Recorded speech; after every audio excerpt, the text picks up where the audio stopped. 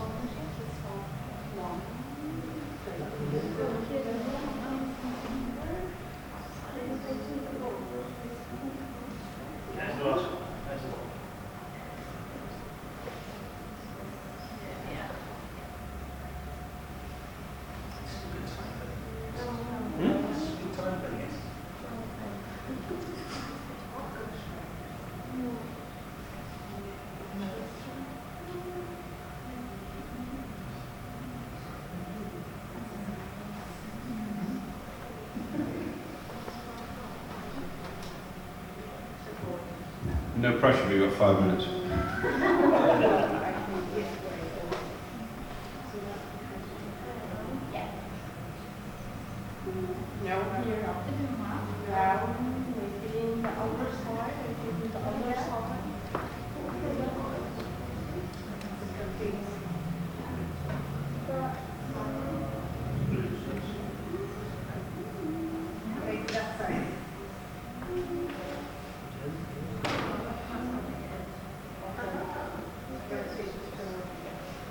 Yeah, the purpose are not 1,000 piece jigsaws. They are about the size of the picture, or maybe just a little bit bigger than the picture. Oh, they're like the size of the picture, they go to the side easy, so.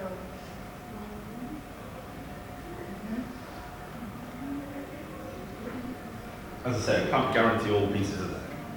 Oh, you guys are doing very well. Oh, you guys are nearly there as well. You're an expert here, I think. That person's there, they come.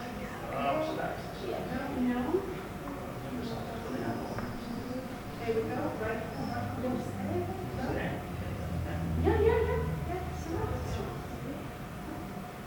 Yeah.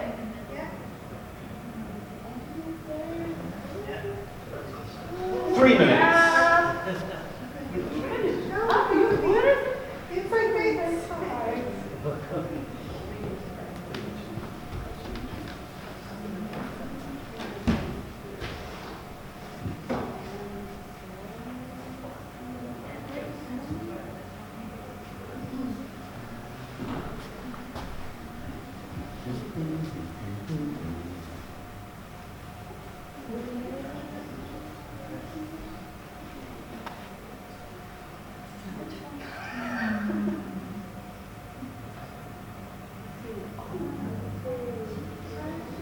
Ladies and gentlemen. that, and we've got a winner.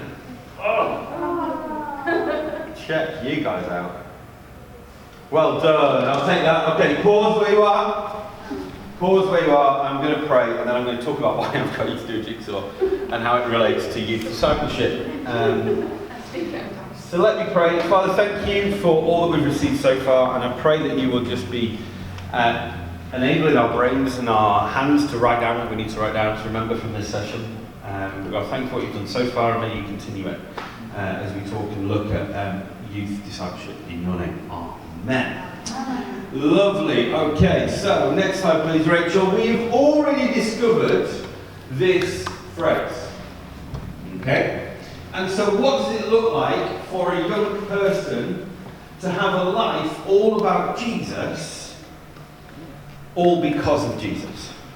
All right, this is the kind of what we would love them to be as they are discipled into their faith, but then also continue to walk in that faith. What are the key elements that are needed?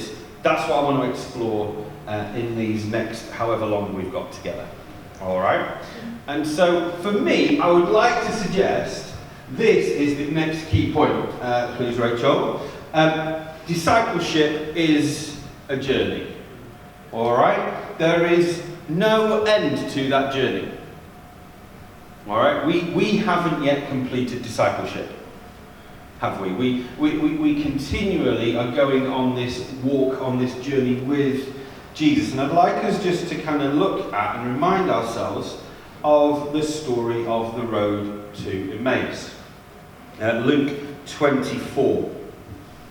Now we know that Jesus rose from the dead, and so he then appears as a person that they haven't recognised, walking with them, doesn't he? He just appears on the road, and these two guys are walking along, and all of a sudden a stranger appears, and he says, "Why do you look so down?" And they go, "Have you not heard? Like, this big event has happened. This guy's died, and we don't know what to do." And then Jesus walks with them and tells them the whole download of the Old Testament in this journey to Emmaus. He just walks alongside and shares the story. And they're going, I mean, there must have been something not quite right with them if they hadn't really realised that this guy knew everything in the Bible and they were just walking alongside. At what point did they go, well, we know the point, don't we, where it all clicked? When they invited him in for dinner, and they asked the stranger, and he breaks the bread. And Miracle Maker is, about 50 million years old now?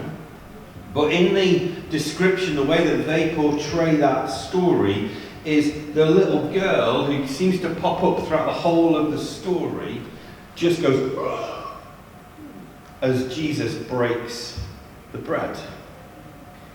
And she realises, and they realise.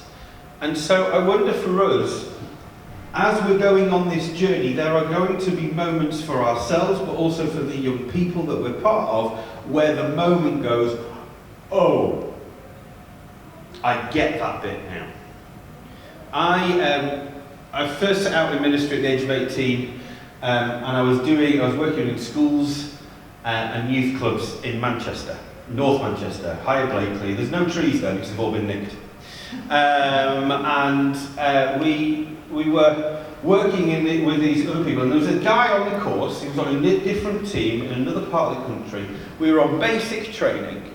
You would have thought that he would know who Jesus was. It turned out at Easter, we started in the September, so by the April, we're doing lunchtime clubs, we're doing all lessons, all this kind of stuff. He's teaching this stuff. In one of the lunchtime clubs that they were doing in a local school, of the team he was part of, they gave the opportunity for young people to say, if you want to get to know who Jesus is and follow Jesus, why don't we stand up now? Everyone just close your eyes. And he stood up. The team leader's like, what? What are you doing? And because the team leader was a good friend of mine, and she kind of described this moment where one of the team who had been teaching about Jesus decides to stand up to give his life to Jesus. Why? Because something happened. There was a moment where he went, oh! And on his road of, and on his journey of discipleship, it made sense. I talked about new wine. And in new wine, we have this year 650 8 to 11-year-olds in one space. With team, don't worry, they're not on their own. And there will be moments where the team will say, if you want to say yes to following Jesus, for Jesus to become your friend, stand up now. And we could do that on the first night, and a number of children will stand up. We could do that every single night, and sometimes the same children will stand up. Is that bad? Well, no, it looks great on our numbers. But also, there is something in their understanding that is developing as they go on the journey. Likewise with us, as we understand things a little bit differently. And so, discipleship is this journey. It's that road to Emmaus. That's what we get to walk alongside with the young people. Now, there is this kind of idea that when we do this discipleship thing with young people, that we need to be ahead. That we need to be here, and they're back there. How does that feel? Or is that how Jesus did it with his disciples? Did he walk forward? Well, he maybe did. Like, they were all probably going, where are we going now? We've got a clue. But actually, he was in and amongst it. And for us as youth workers, and working with our young people, actually walking alongside is probably the better way. Next slide, please, Rachel. Because we have to go at their pace, not our pace. As I say, I've got Amelia, who's 11. She's in the youth ministry now in the church that we're part of. And I would love her to be way ahead of, kind of in my head, where I want her relationship to be with God. You know, the various things that we've taken her to, we're encouraging her to be part of, all of those things. But actually, more and more I'm realising we have to be at their pace, not our pace. Now, their pace sometimes might be faster than ours. And that's okay. But also their pace might be a little bit slower than where we would expect them or would love them to be. But pace isn't a bad thing. Moving where I live now, in South Manchester, the Manchester Marathon comes pretty much past our house. And a number of my friends have run the marathon. I haven't, clearly. But they've run it, and actually, when we go and cheer on our friends and various people when it's the Manchester Marathon, every kind of half an hour, there's a person running with a flag on their back. And that person has got how long when they're going to finish the race. And if you want to be at a pace of finishing it in 3 hours, you stick close to that person. But if you are like, I think more like 12 hours, then you wait for the person who's going to be 12 hours. Not that there is that person on the pace, but do you know what I mean? And actually, I think for us as youth workers, we have to gauge the pace at which they're running at. And we have to then enable that and either press forward when we need to press forward, and when we notice that the timing is going down. But we also need to draw back if we're realising that we're going too fast and they're not quite with us on the pace. Does that make sense? There's something about it. We have to gauge that all the time. Now, it doesn't mean that we can be aspirational about where we'd like them to be.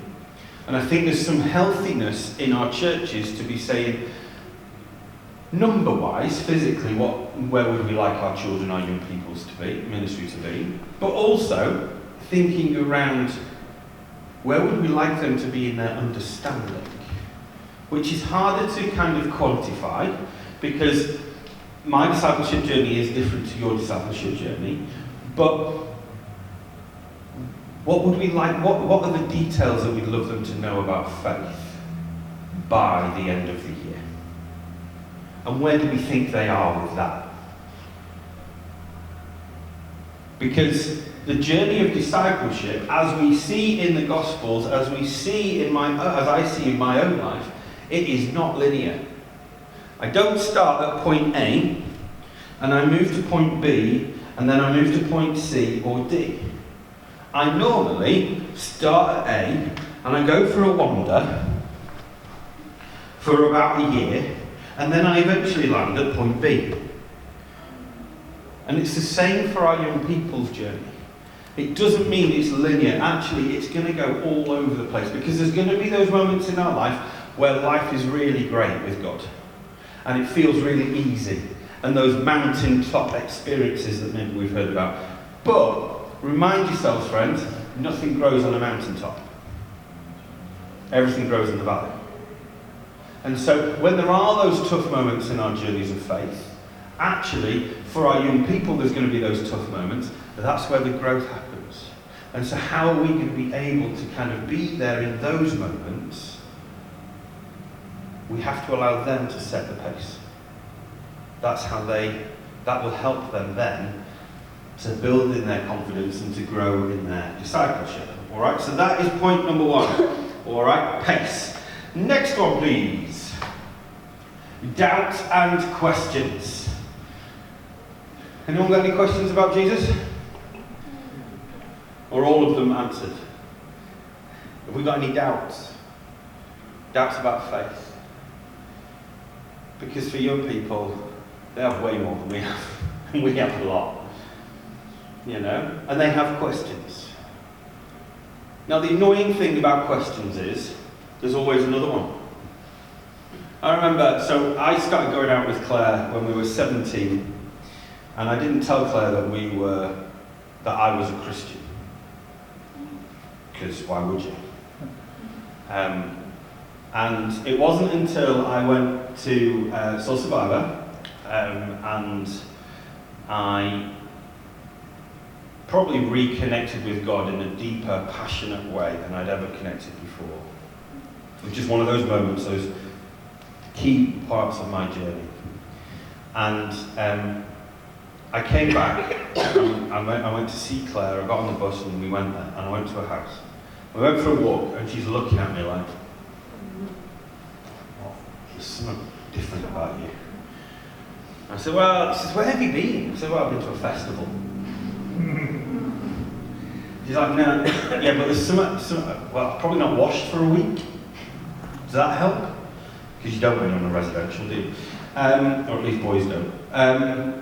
She says, nah, there's something about your aunt. What is it? What's happened? And then we sat down. I remember where we were. I sat down and said, well, this is what I'm signing up for. This is who I am. And there was something about what God was up to in Claire's life at that time that she hadn't really recognised, and I hadn't recognised, that started a whole series of questions. And for the last 20 years plus, I've had questions. Well, she's had lots of questions about me. But, you know, that whole idea of allowing our young people to have questions is huge. It's massive. And it's okay to have doubts. And if we're able to create that culture within our youth groups of it's okay to ask the questions, strongly encourage it. One of the best ways that I've found to help with the doubt and the questions has been to think around using tools such as Youth Alpha. If you haven't come across Youth Alpha yet, please do Google it, find it, and you can run a free course, and it's all video, download, easy peasy. And actually, when I was in North Yorkshire in Ripon, I decided to change all of the youth ministry. In Ripon, they're beautiful kids, but they're wrapped up in cotton wool. And they take what their parents say as the truth. And so I decided that I'd just change the whole thing. I'd mix up all the youth ministry, and we would bring them all together on a Thursday night, and we'd do this course, this Alpha course. And what I wanted to do was create moments in their own age groups where they could ask the questions and wrestle with the questions themselves. And as they were challenging each other, it was fascinating to see how their doubts got less, how they answered each other's questions, and then also how they continued the journey together. It was fascinating. And actually, I think that if we allow space for doubt and allow space for questions, it doesn't mean that we have to have all the answers. At the end of the day, we're just a normal human being. Yes, we've got the Holy Spirit within us, and there are times where the Holy Spirit has used me to speak, and it's something I didn't even have a Scooby about. But actually, to just be honest enough and say, that is an incredible question. Let's journey that together. Let's unpick it. Where does that come from? Allow the doubts and the questions. Next one, please, Rachel. Own story. Why did I get you to do a jigsaw? Hands up if you started with the frame. Why? Makes life easier. Makes life easier, okay? Yeah? It's what I've been told to do. What you've been told to do. Yeah? It's how we've learned. If you get the picture on the outside, everything else in the middle will be fine. Have you ever tried to do a jigsaw without the outside? Yes. Easier or harder? It's harder. Yeah. Alright. Now the thing is, our role as people who are children's workers or youth workers and helping them to be discipled is, it is good to create a frame. It's good to build in some kind of boundaries and structures to help. Problem is when we say the word boundary, we think negative and we think closing it in. Alright? But the actual fact is that Jesus gives us boundaries. He calls us to live a certain way. But what we like to do is we like to get splinters in our bum and play on the fence and possibly jump on the other side. Actually, the kind of the journey of being a disciple for me is that the boundaries seem to they don't get narrower. Doesn't mean the challenges aren't harder, but actually the more that I enjoy being a disciple of Jesus, things start to increase, not decrease. And so, actually, I think that if we are to write our own story, we need to allow our young people to write their own story, which might mean sometimes they don't always like the frame of the picture that we start with. But it's also not our job to put the pieces into the middle. It's our role to encourage them to put the pieces as they fit for them within that picture. Now I gave you the picture. I could have been really horrible and said, but actually if we think about our ministries, are we giving the children or the young people the picture and the pieces, or are we just giving them the pieces?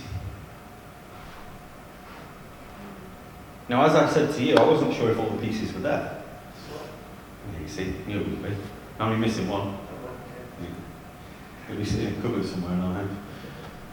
But you know, that sometimes in our roles, maybe we don't feel like we can give the full picture. Or maybe we feel that the pieces on the outside, maybe they don't fit with where the church is at that we're part of, or that the children that we're ministering with, or the young people. And that is hard, and that is a wrestle, but it's something that we need to journey. Again, in Ripon, they didn't understand me. All right? I'd been a children's worker for 7 years at that point, also done schools ministry for 4 years before that, as well as doing new wine stuff woven into all of that. And yet, when I turned up in Ripon, I didn't understand their language. I didn't understand how they did stuff.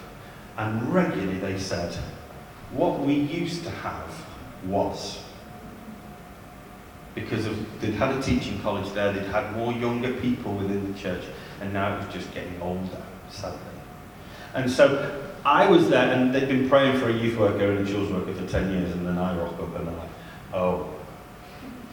But actually, and even the young people didn't really get me, because I didn't understand farming Because I'm from Manchester. You know, we do have green things in Manchester, and some of them are real, not painted or artificial. But, you know, I also maybe didn't understand their kind of level of, you know, there's a lot of bright people. Their parents were have way bigger jobs than I could even imagine in having.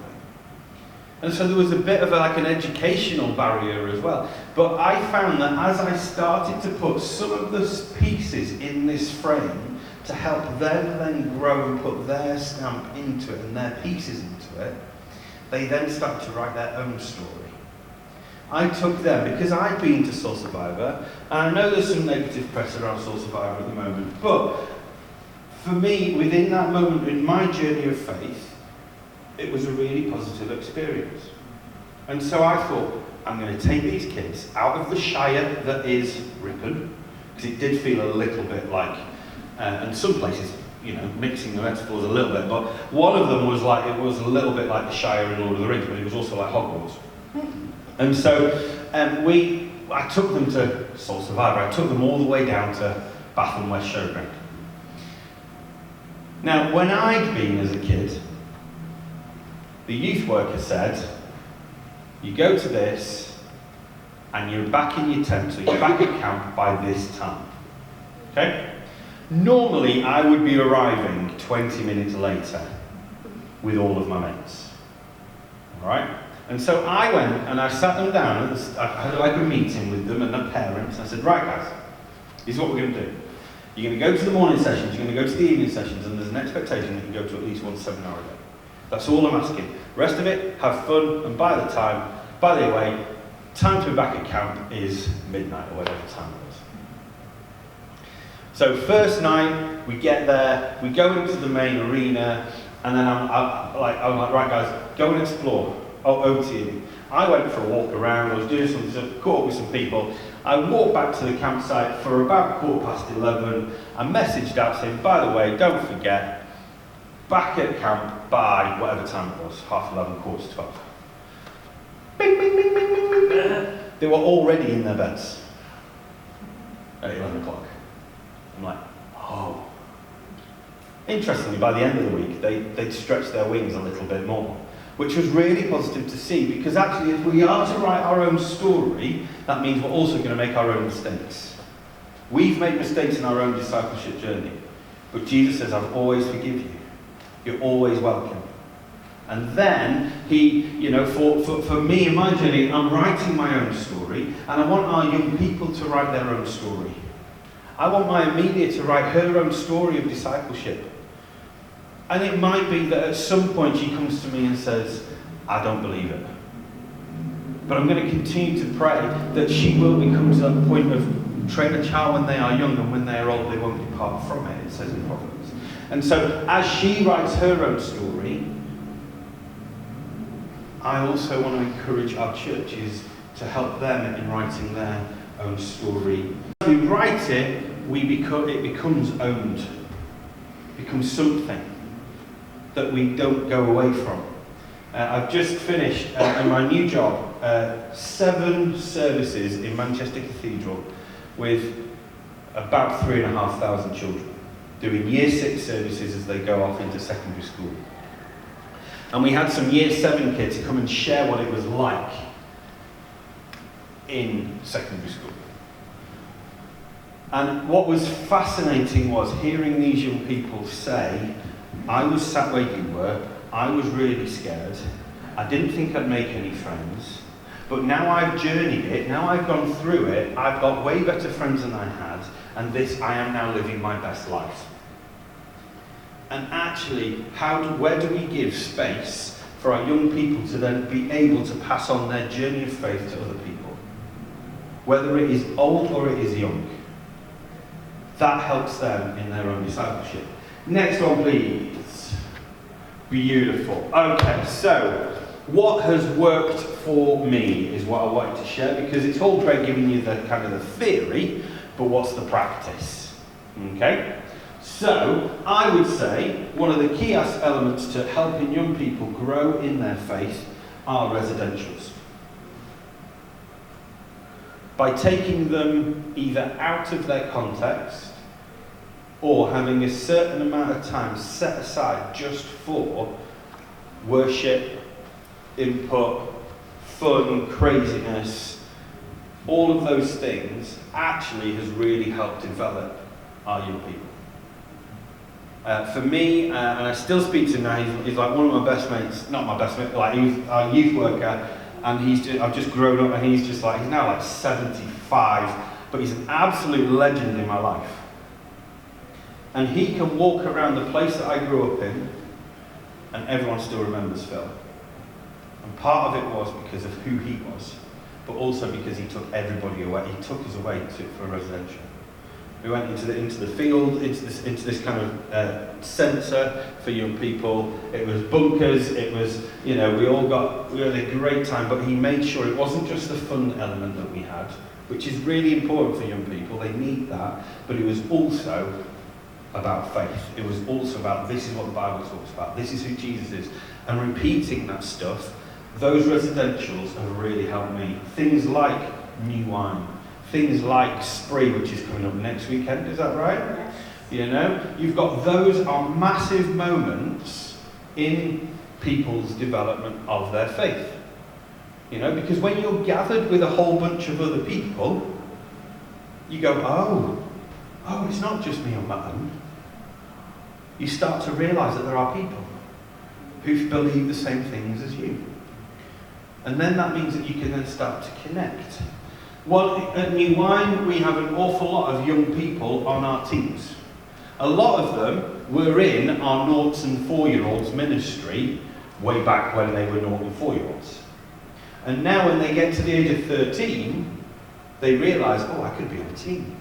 And they go back to helping serve the 0 to 4s. Not only does it help the 0 to 4s to understand more about Jesus, but it helps them to go, no, this is why I do what I do. This is who I am. And when they say, what are you doing to their friends might say, what are you doing over the summer? I'm going to this thing called New Wine, and I'm going to serve. Why are you doing that? I'm doing that because. Actually, that they have been one of the key elements for me in my own journey. I see it in my children. I see it in the young people that I've served for many years. Taking them away, or even just having a sleepover in your church. It's not a sleepover, let's be honest. We did in Ripon a 24-hour, just before Christmas, we decided we'd do 24 hours in the church. And every hour we woke them up. Well, we didn't need to wake them up every hour because they were awake. And we did an advent calendar. 24 hours, every hour, right, we're going to do it. And we had various elements of the Christmas story and different parts that they hadn't realised, and going through Isaiah and doing moments like that, as well as the daft, crazy ideas that you have, and the games and all of that. All of those moments were significant in their journey. In actual fact, it was so enlightening, a number of the young people had never watched Home Alone 2 before. I mean, how are you alive? Right? And so those moments, those residentials are really, really key. Also, as I've already mentioned, another resource is the Alpha course. Youth Alpha is brilliant. It's so well done, it really helps to connect, it helps with the questions, and it then gives them something. It also means, as youth and children's workers, we don't have to plan for 10 weeks, because it's all done for us. All we have to do is be. The greatest resource is the people, and hearing their story. So when I was in Salford and St. Philip's, where I was for 7 years until I got this job, we had no young people when we started. We'd gone into a church to revitalise the church. It was a church plant into a revival anyway. And the only young people I had ranged from 3, which was myself, through to 15, who was the vicar's daughter, and she knew more about Jesus than I ever will do, because she's a vicar's kid. I always relate, I'm not so sure, but especially some kids I grew up with. But we started a youth group out of 3. And we just gathered on a Sunday night, and we opened the Word, and we prayed. It was as simple as that. But then I thought, right, okay, how can we help encourage them in their discipleship, but also make this missional. So I said to the three, I said, right, okay, we're going to move to a Tuesday because your friends can't come on a Sunday because they all live too far away. But if they're at school, how about they come to church? You bring them to church after school and we'll do a youth group.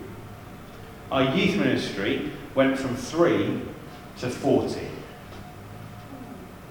in 9 months. Just because of the invitation, because our young people were excited. Now, what did we start to do? We started to do a number of things. The first thing we started to do, we gave it a little bit of structure. So they had half an hour of fun. We had the ping pong table out, we moved all the chairs out of church, so imagine it was in this space, we moved all the chairs out of the way. We had ping pong, we had snacks for them, free, you didn't have to pay for those, and we had things out for them to do, but really it was about hanging out space. And I made sure that the team weren't talking to each other, because we like to do that as adults, don't we? Because when the young people come in, we get a bit scared, and so we just want to talk to each other because they're our people. Well, actually, I said, no guys, let's open ourselves up and let's actually start talking to them. We started, and then out of that came, then we did youth ministry, youth alpha with them, and we created these questions, but I made sure that they were in similar age groups all the time. So we had a range of year 8 children, so they're like 13 and annoying, up to our 17, 18-year-olds.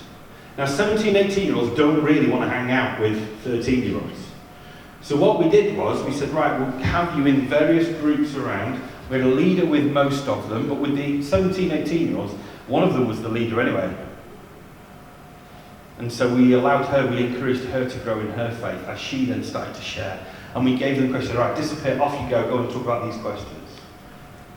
And we'd walk around and we'd enable, but we wouldn't do it for them. Because we do have a preference, don't we, as adults, to actually give the answer, rather than allow them to explore the question. And so we started to do that. Then we said, right, okay, I'll tell you what, the other next thing we want to do is we want to make this like church for them, because they're not coming on a Sunday, so how can we do that? Well, what do we have in church? Well, we have worship, okay? Anybody want to play worship? And they're like, yeah, we'll have a go. And there were talented people, part of our worship team already, but young people. Okay, right, well, you lead a couple of songs. How about then, well, Rick, could you then do a talk? Yeah, I can do a talk. But I'll tell you what, how about we get them to do the talk? And so then they start to do the talk, and it starts to develop. And again, that's a resource that I haven't had to pay for. We think that if we go and download something, and we've paid for it, it'll work. But I tell you, when there's someone who writes curriculum, who writes program, I want to write it as broad as possible so that when it lands into your hands, you can go, oh, that isn't going to work for my young people, but this will work for my young people. Because I don't know your young people. I know my young people. And so there is something around that. The final thing I would love to give you, all right, and you can download this for free, and it's not mine, I've just borrowed it off Mainline, the Swedish method of Bible study, all right?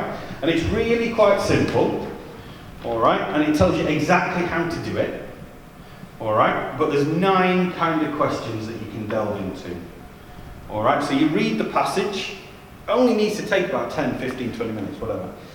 You read the passage and then you might ask a question of like, okay, what things stood out of you on the page? What makes you go, why is that there? You know? Are there any questions of things you don't understand? Is there anything that surprises you?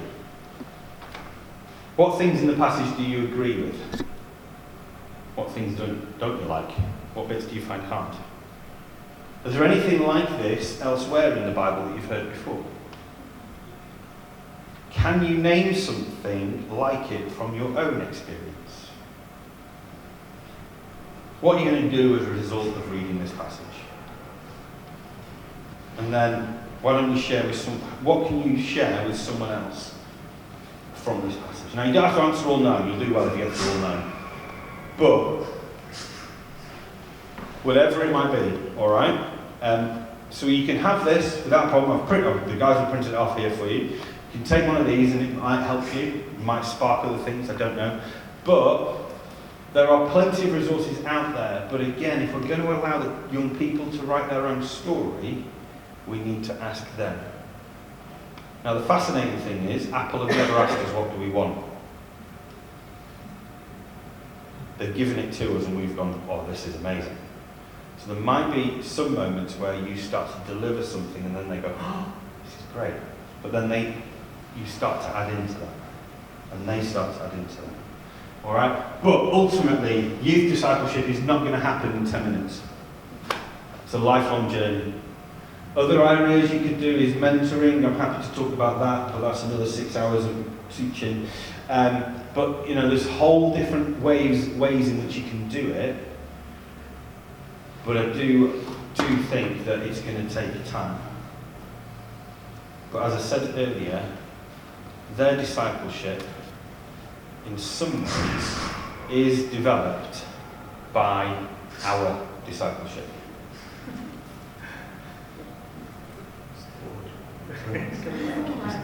Coming to try and get in. So let me pray for you because it's now break time. Or have I got 5 more minutes? I've got 5 more minutes. Any questions? I've got any questions? I've got questions, haven't I? Yeah. Any questions from everybody? I got a question. Yes. Did you lose, obviously, I have children the ages of 16 to 19. Did you lose people during COVID? Yes. Yes. A lot of the youth I found. Yeah, one thing that we did during COVID, which I'm praying we never repeat, but you never know these things, do you? We made sure that we were present online every Tuesday when their normal ministry would happen. And we said, anybody want to come? We're here.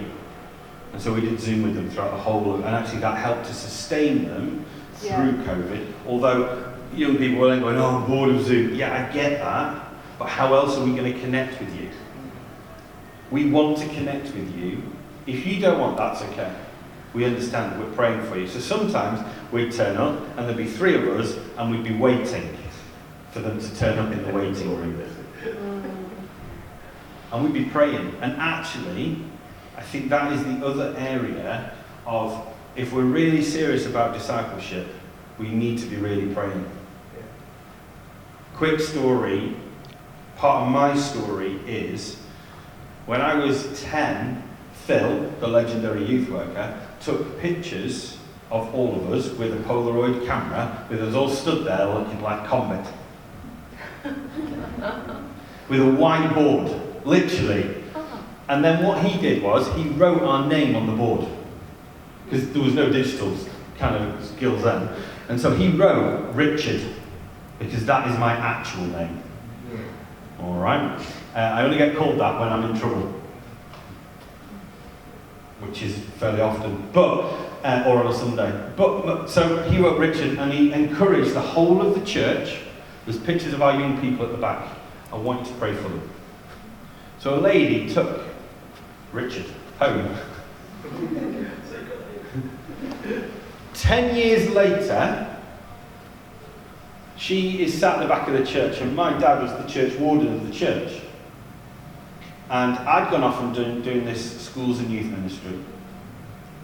And she pulls out of her bag 10-year-old Richard. And she said to my dad, didn't know, who's this? Now my dad, you need to know, was a policeman for 30 years, hardened as they come until he met Jesus, and he became a watering can. Just cries about everything. The Holy Spirit has just softened him up.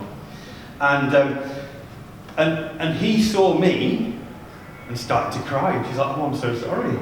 And he's like, no, it's okay. She said, well, who is he? He says, well, that's Rick, my son. She says, oh, well, what's he up to? My dad said, well, why have you got a picture of him?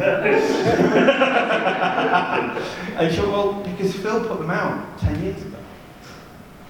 And he went, well, you'll never guess what, but Rick is now serving schools in North Manchester, telling them about Jesus. At which point, Eileen starts to cry because she hadn't realised the power of her prayers, because she just thought they were just getting thrown up. So one way, if we're going to be serious about discipleship, we've got to up the prayer game. Because we want our young people to flourish. We want them to grow in their faith. But the only, not the only way, but one of the ways is, are we praying? Are we serious about praying for them? That is a massive, massive challenge. in a world that is busy. But, yeah, so a lot of it is down to Eileen, actually. It's not my parents or Phil. I'm putting it down to Eileen. So she was a legend. And I got to meet her before she passed away, and she was just an absolute hero. But yeah, and the reality is young people are going to walk away. You know, in Ripon, you drive into Ripon, I don't know if you've ever been, but it says, stay a while amidst its ancient charms, which is lovely. A lovely phrase, until you're 18. Because you don't want to stay any longer, and they go off to university, and they go off to all these places, and the prayer is, Lord, keep hold of them. But we also have to be okay with going, God, they're not ours, they're yours. And that's the hard bit about youth ministry. Children's ministry, we have them for quite a bit longer, it feels, until they start making up their own minds and then they don't want to come. But for your children, it's kind of like, well, we'll carry them through, and then they go into the world of youth ministry, and we're like, will we see you again? I hope so. All right? But great question. Yeah, we did, but actually we prayed a lot. I think that's what we've got to do in our ministry. So let me pray, because it's now cup of tea time, and please come and get one of these. I'll put them on there. I'll put them next to the snack so you can get a snack at the same time. But Father, I thank you. Thank you for all that you've done in the lives of the children, the young people that we serve. And may we see them flourish. May we see them grow as we walk alongside. Help us to be the best example of you possible. And also show the points where we have doubts, where we have questions. But Lord, I pray for the young people that these guys represent. That they will see children and young people writing their own story as we give them that kind of frame on the outside. Spirit, move, I pray, in your name.